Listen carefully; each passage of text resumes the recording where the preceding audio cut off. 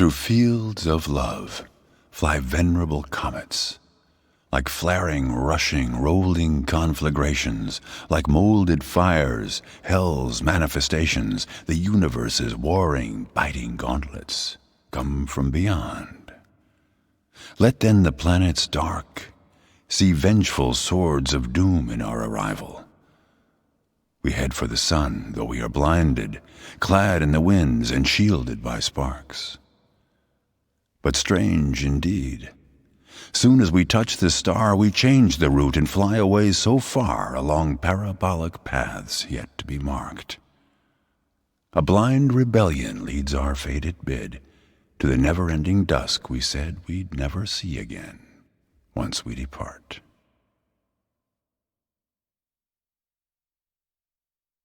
We never heard again once we departed the sinner's prayers sound in discord, and earthly gods communion as reward from priests in temples never started.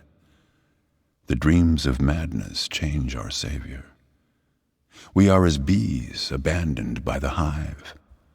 Like the men of fallen Troy, we now strive, and flames predict the time of our failure. By breathing gusts, we're led in dissolution, long paths unfolding, roads we've never walked. We stroll in blindness as a herdless flock. Rolling thunder, earth and lightning fusion, exploding fires of doubt and disdain, our dreams meaning the world will never gain.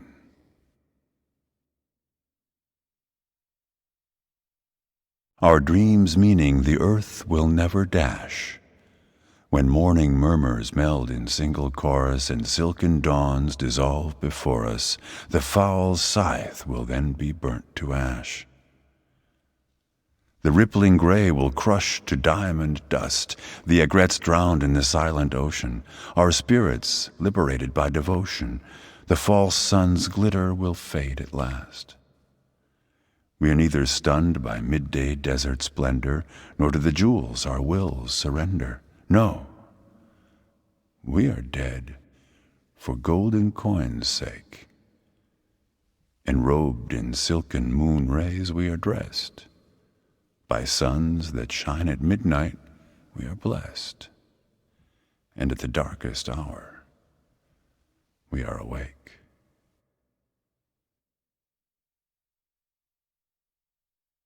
By suns that shine at midnight we are blessed. Keen rays descend through mortared spires. The universe's race is paced with fire. The nebulas, the stars, the voided depths, from Alpha Dog to Vega and to Beta, to Ursa Major and sad Pleiades. They cross the skies as sage deities, creating planets like divine excreta. O dust of worlds! O pure, holy swarm, I measured, checked, adapted, scaled, informed, gave names, drew maps, and specified the order, but starry horror will not let us go. It makes us call to foul, primal woe. When will we know the bliss of Leta's water?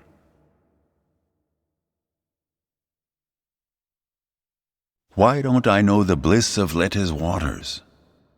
Why does my spirit cry into the night? It knows not the taste of burning spite. It pleads not to Satan's wily daughters. The circle's broken and the chants dispelled. While everyone is bathed in brilliant rays, rejoicing in the wine of passing days, we're drawn to lights beyond the blue sky's shell.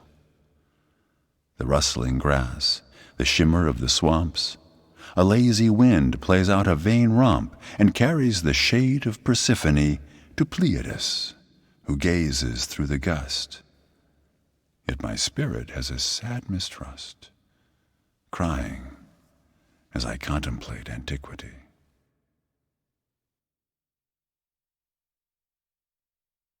My spirit cries, entangled by the weeds. They grew from seeds nourished by blackness. Their poison stuns. They bind in shackles like horrors sealed in the pyramids. But neither fire-born marble nor granite can make a frame immune to the power of the flows of ageless primal lava that runs through our veins and fills us with might. The tomb of suns, the urn of dead world's ash, the corpse of Moon and Saturn's lifeless flesh is set in mind and taken by the heart. In dying stars life is born anew, but spirit's force is granted to a few who hold life's transcendent pains apart.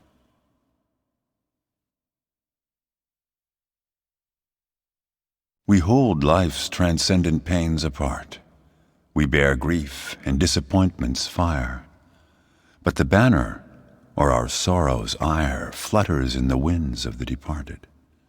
We hold life's transcendent pains apart. We bear grief and disappointment's fire, but the banner, or our sorrow's ire, flutters in the winds of the departed. Let the biting flames poison our spirit, singing spirits smothered by corpses, like Laocoon tangled in knotted snakes, straining to break free, yet keeping silent.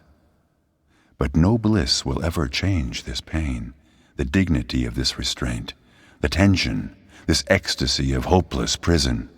For the balm of Let is oblivion. We rain a grail of sorrows on the world, we exiles, wanderers and poets.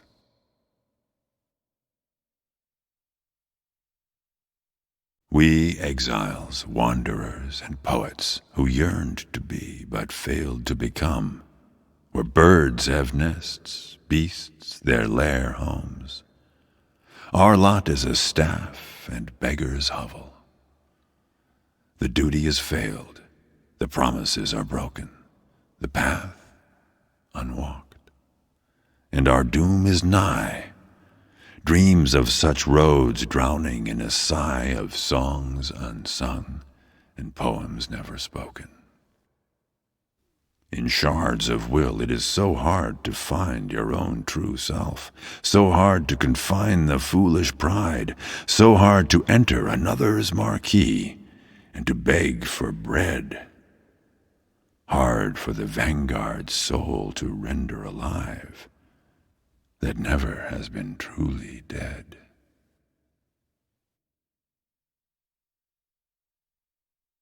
They're not alive, but neither are they dead. They're deaf to words, and their touch is senseless. They're blunt to smell, and their pain is endless. Their doom, unaltered by any event, is sealed in darkness. But light-giver Phoebus bestows the blind with overwhelming awe in sight of God. And the concealed cave is turned to Christmas den by holy Vortex, the primal night, who bore him in her womb.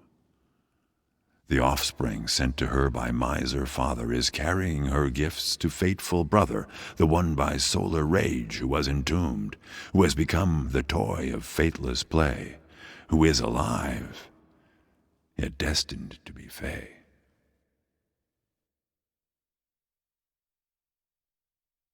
Entombed, he is destined to be fey, yet sun's hot bark is clear to his sight.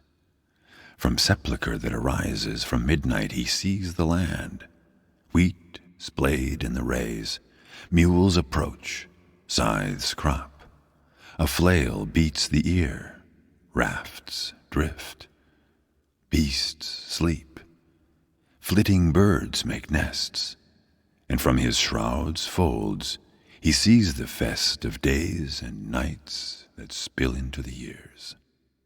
Without joy, without tears and pain, he watches over humans' idle fates with no black thought, without asking why.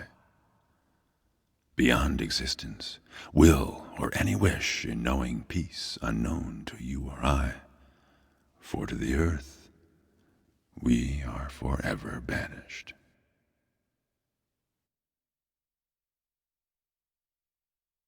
Those to earth who are forever hurled cannot enjoy the vastness of the fields, as time's each passing moment yields the dancing shadows of other worlds.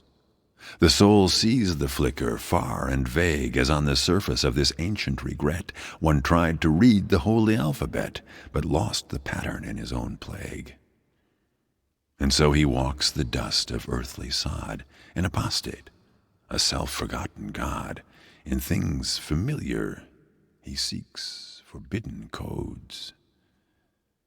His flesh immortal is shrouded in flames, and to him even death does simply nod. Him who saw the dreams and knew the names.